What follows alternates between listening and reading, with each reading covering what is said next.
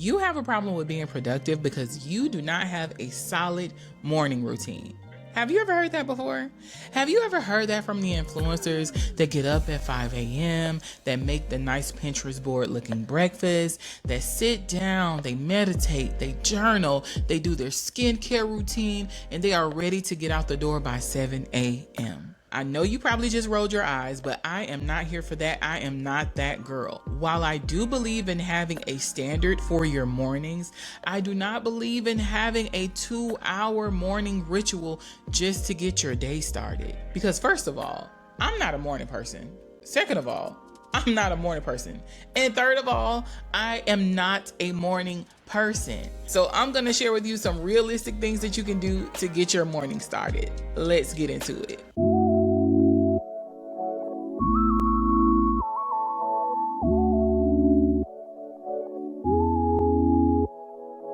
What's up, ladies, and welcome back to another episode of Her Clarity Space. I am your girl, Jess, and this is the space where we build self-trust one truth at a time. Okay, so let's get right into it, because I know you have seen these videos where you see people getting up and they're looking so productive, and it's like, damn, I feel like I'm behind in life. I'm not doing something right. So you tell yourself, okay, you know what? On Monday, I am going to start doing this. I'm going to go to bed early. I'm getting up at 5 a.m. I'm doing all of the things. And then Monday morning comes, girl, and you are hitting that snooze button at least 3 or 4 times. And the next thing you know, it's time for you to get up and go to work. But this is the thing that I realized. It was never about discipline. The issue came with trying to create a morning that wasn't yours. That morning was for someone else, if it really was for them, because if you know how I know, I'm going to leave it there. But you have to create a morning that is tailored to you. So I'll speak on myself specifically. I've recently said I am not a morning person. And when I say morning person, I'm not trying to be getting up at 4, 5, and 6 o'clock in the morning if it's not necessary for me to do so. I enjoy getting up when my body naturally tells me to get up. I enjoy waking myself up naturally. And that is a sign of my body telling me, hey, we're rested and ready to go. I am not going to be productive if I am waking up at those times of the morning and I'm low on fuel. I'm still tired. I'm still groggy. I'm still sleepy. And let me just go ahead and throw this out there. It doesn't matter for me. It does not matter what time I go to bed at night. If I am waking up while it's still really pitch black dark outside, I am not in the best mood. So going to sleep earlier is not going to help a girl like me. So let me tell you what I do, what works for me. So when I wake up in the morning, I intentionally take time for myself. Even if I'm just laying there in the bed for a minute, I can say my prayers while I'm laying there. I try my best not to wake up in the morning and grab my phone first thing and not to start doom scrolling, because another thing that I realize is once you wake up, you need to get up out of that bed as soon as possible, because when you lay there too long, you find yourself getting in a rested state all over again. And it's like now you're in this cycle of your body getting back into rest mode. So don't spend too much time in the bed. Spend some time with yourself intentionally. And then listen to your body. What is your body saying that it needs? Every morning, I don't do the same thing. Sometimes I wake up and I may feel a little stiff. I'll do some stretches. And let me tell you, I'm going to link this girl down below, because there is someone on YouTube that literally shows stretches that you can do in the bed, like stretches and yoga moves, and it really comes in handy. So if you are gonna grab your phone first thing in the morning, I hope that that is what you're tapping. Go ahead and save her videos so that you can do that right from your bed, and that could kind of just loosen up your joints, help you get your blood flowing so you can get ready to conquer the day. So some days I do feel stiff, some days I do feel like I need to stretch, some days I need caffeine immediately. So sometimes I'm getting up first thing in the morning and I'm going to go make my coffee.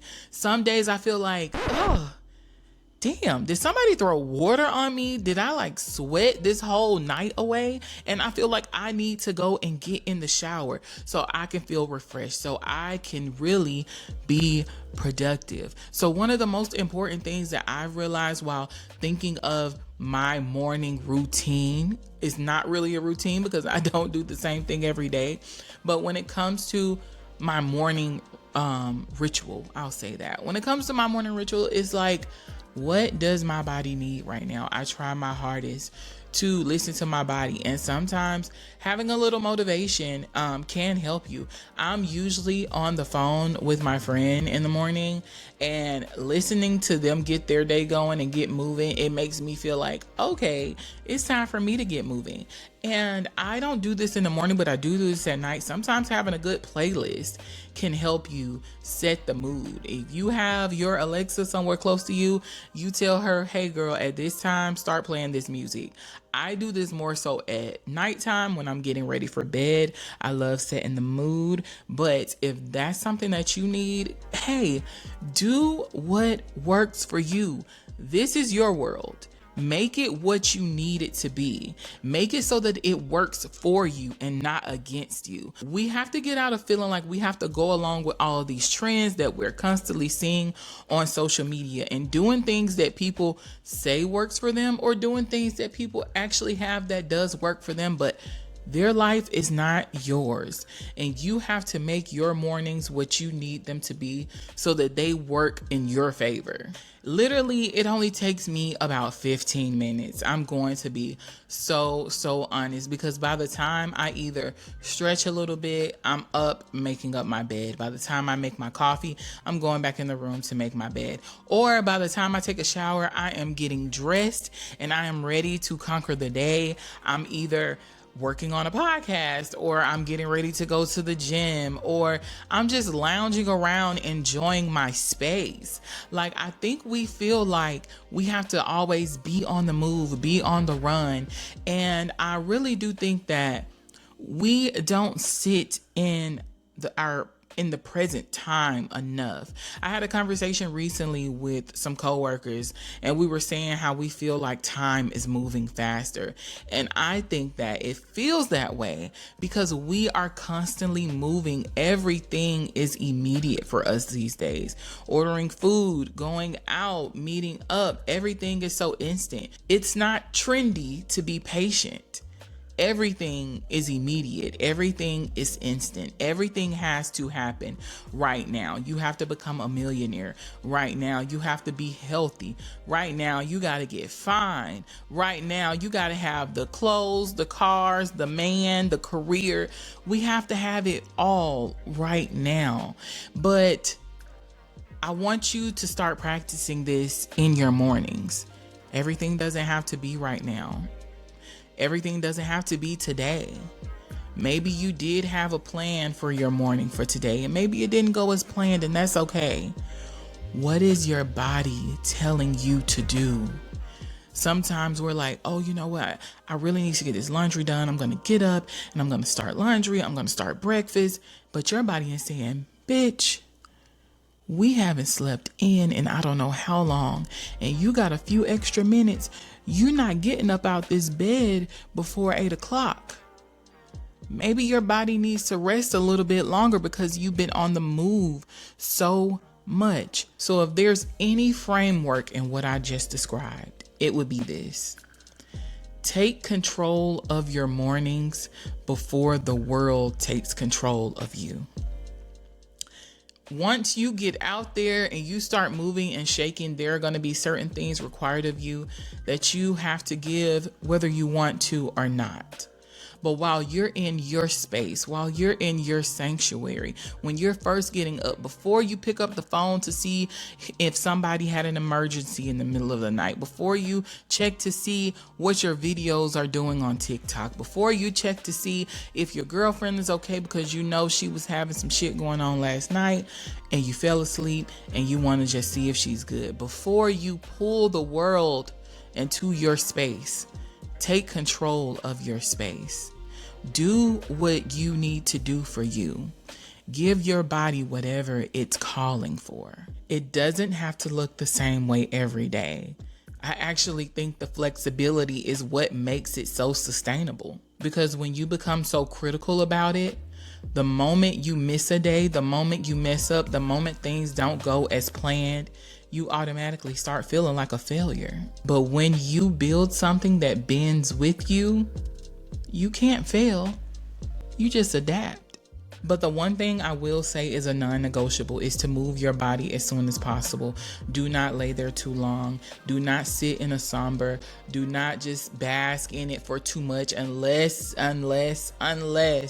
if you're feeling ill, you don't feel good, you physically feel tired.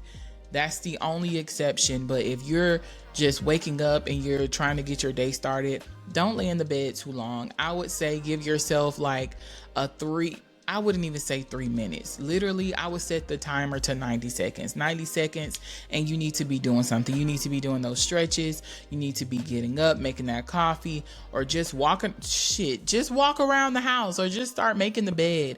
Just do something. Go grab a glass of water. But move your body, because when you wake up and you lay there, girl, them eyelids are going to be closing again, and we don't want that. So this is not a complete schedule for you, but this is something that you can build on. This will create a solid foundation in you getting started and having an actual productive day. And I want you to remember that while creating this routine, it's not about you having willpower. It's not about you having discipline. It's not about you creating a system. It's about you finally deciding that the first part of the day belongs to you, and it's your job to protect it. So try this next week, even if it's just for 5 or 10 minutes. Give your body what it's asking for and see how your day shifts. So if this episode resonated with you, please make sure you like and share it with a friend. And also drop down in the comments, what is something that you enjoy doing to get your morning started? What is something you look forward to doing once you first get out of the bed? And do you keep your mornings to yourself, or do you wake up and just give it over to the world?